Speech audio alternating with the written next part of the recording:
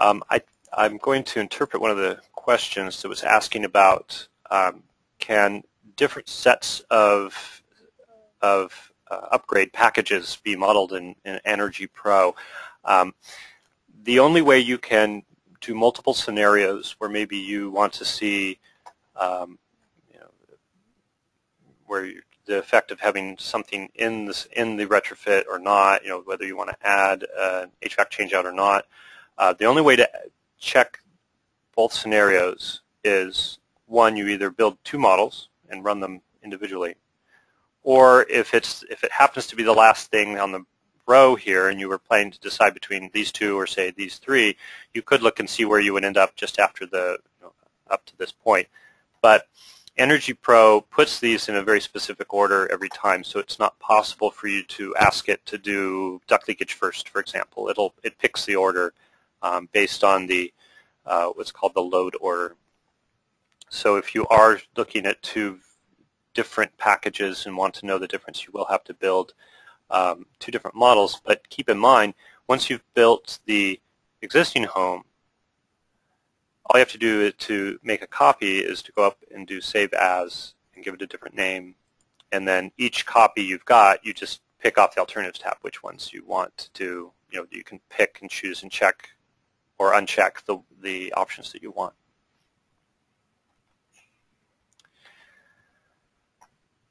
Let's see.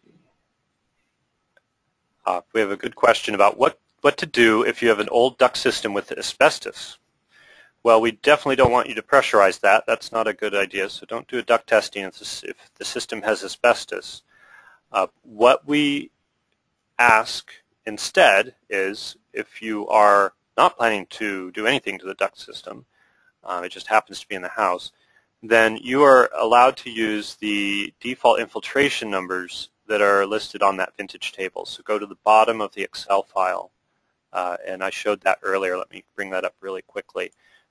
That vintage table that we use to look at water heaters, this table here, it actually does have a leakage for both the building leakage, and there's that standard leakage area number, as well as duct leakage factor.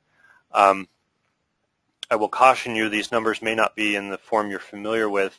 The way that this number is showing here, let me zoom in a little bit so you can see what we're looking at.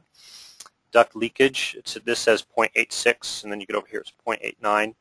What you're actually looking at is, this is essentially the duct flow efficiency is the way they look at it. So it's how much air is actually getting through. So this says 86% of the air is staying in the duct, which means that 14% is leaking out on one path, so the supply or the return.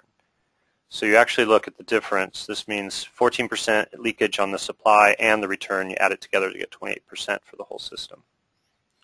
So this is 28% all the way up until 2000, and then post-2000 homes have a assumed 22% leakage. And you'll recall earlier in our model, we actually are using that 28% number. So that's where you would put it in. You go to your building and you put it in right there at 28.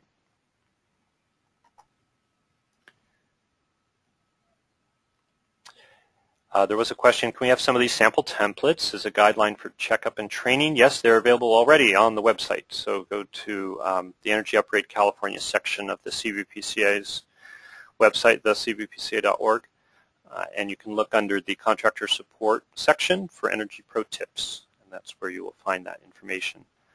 We had a question about renewables. Unfortunately, renewables are not included in the Energy Upgrade California retrofit program because in the case of solar, those are covered by the CSI. It's a separate rebate program. And so the guiding principle is that utilities do not want to offer two rebates for the same thing. Also keep in mind for anyone that is applying for a rebate, any homeowner that's applying for a rebate under the Energy Upgrade California program, they cannot also apply for the rebate for the individual items within that upgrade package. So if you are modeling the savings from attic insulation and a new HVAC system, and there's also rebates available for those items individually through the local utility, you cannot apply for both. They do not like that. So you can choose one or the other.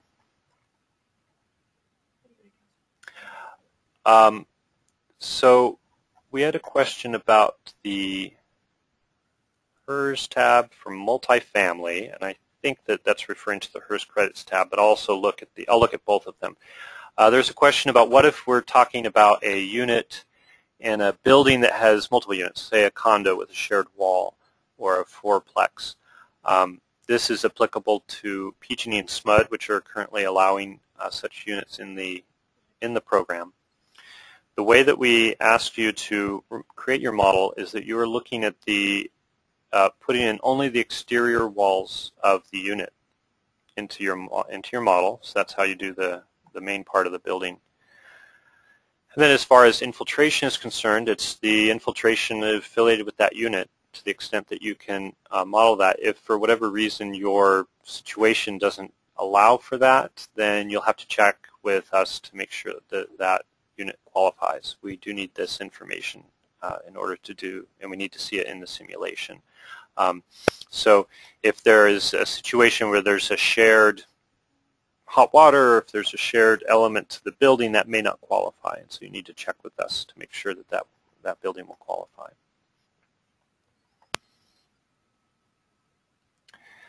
So we did have a question about what about in the test out model when you are doing say a duct redesign.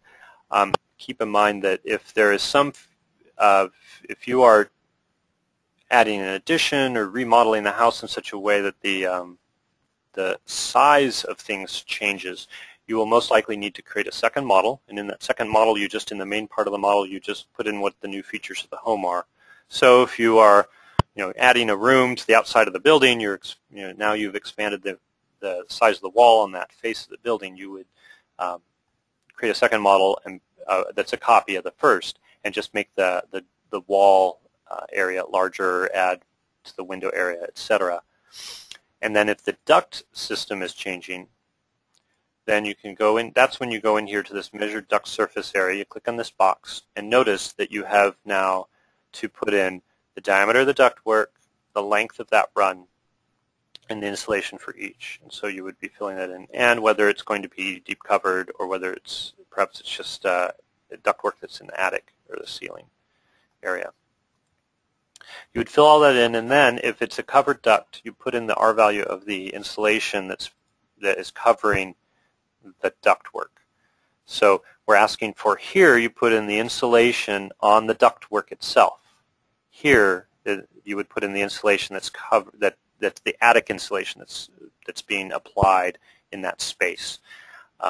So that is relevant if you're doing covered ducts, covered or deep covered. If your ductwork is still sitting on top of the insulation, then this will not have any effect on the values, but you can still fill in lengths and such. If you want to capture the effect of, say, you've redesigned the duct system and you've made a lot of the runs shorter, then you would need to put in this information both for the pre-retrofit house as well as the post-retrofit house. If you leave all this alone, if you don't use that box, if you just leave it unchecked, EnergyPro has it has its own defaults for lengths of run and diameter. It just uses some standard values that were set up by the Energy Commission.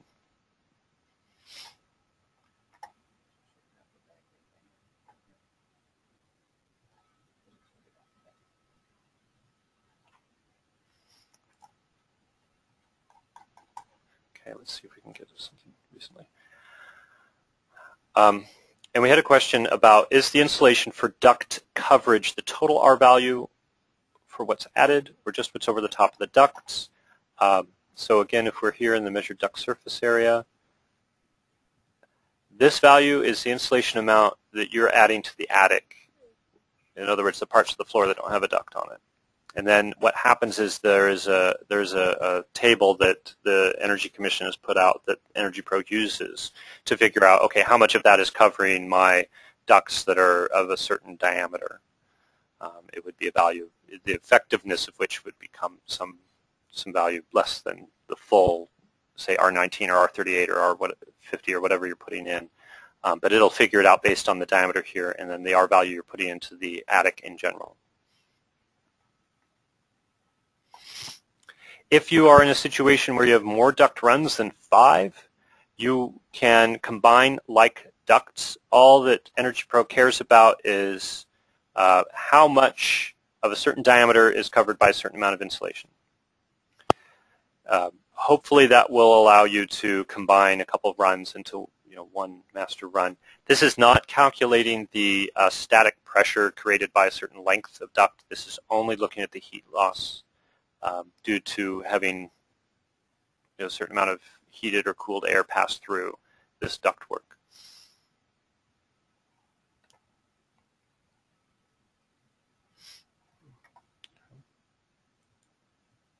I'll click on that.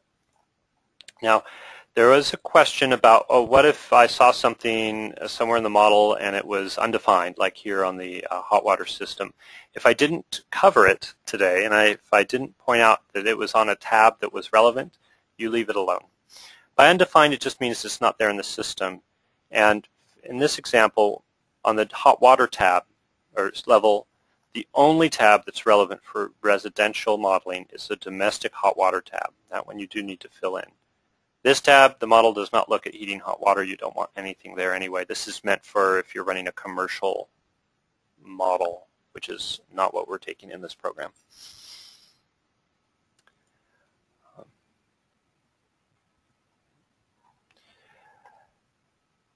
Now, I didn't cover all of the questions that we had today, so do be assured we are going to record all of these questions and the text of all these questions and put them up on our FAQ page for EnergyPro. So you will be able to see the answer to your question if we didn't get to it today. I'm going to take one last question, and that will, and then from there we'll sign off. But the last question I wanted to get to is a question about the customers' utility bills. Why aren't they entered into EnergyPro?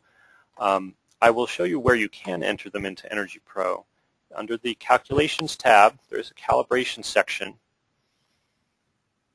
And notice that that's where you can, if you have the information, you can enter in the kilowatt hours for electricity. You wouldn't have the kilowatts, but you would have the therms under gas. You can fill all that in. You can fill in the cost if you like. What EnergyPro does is it does map it out. It does provide a chart, and you can actually, that's something that you can, say, print out, show to a homeowner so they can see visually what their bills are. Although nowadays, if you get your bill information through the utility website, they sometimes have charts like this. What EnergyPro can do is it can show you what happens if you take the billing data and normalize it for weather, and then it would compare it against the model. But the model results itself are not affected by the utility bill data. EnergyPro does not use the utility bill data to calculate or adjust any of its results. So that is why we do not require that you provide the utility bill data in EnergyPro model. We do, however, believe it's a strong selling point for homeowners. You can show them just by virtue of the fact, let's say these were numbers that I made up, but let's just say you had an unusually large profile during the summer months. You could say, look, this is what you're normally using, just your everyday appliances, TV, computer. This is your cooling bill right here. If I do something to improve your cooling, that's going to come down.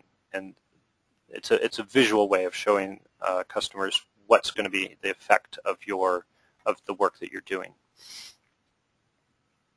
So I do appreciate your attendance, everyone, and I know that there's many questions that were asked, and I apologize that we didn't get through to all of them, but we do have this recording will be put online so that you can listen to it, and it'll be broken up in segments so you don't have to sit through a whole hour and a half at once. But we will also post the answers to the questions so that you can check back, and we will send out an email to everyone to let you know when the information is posted online. So hopefully you were able to get some useful information out of this. We are always welcoming comments and questions. Feel free to email me, Scott Fable. I'm fable@bpsc.org. bki.com.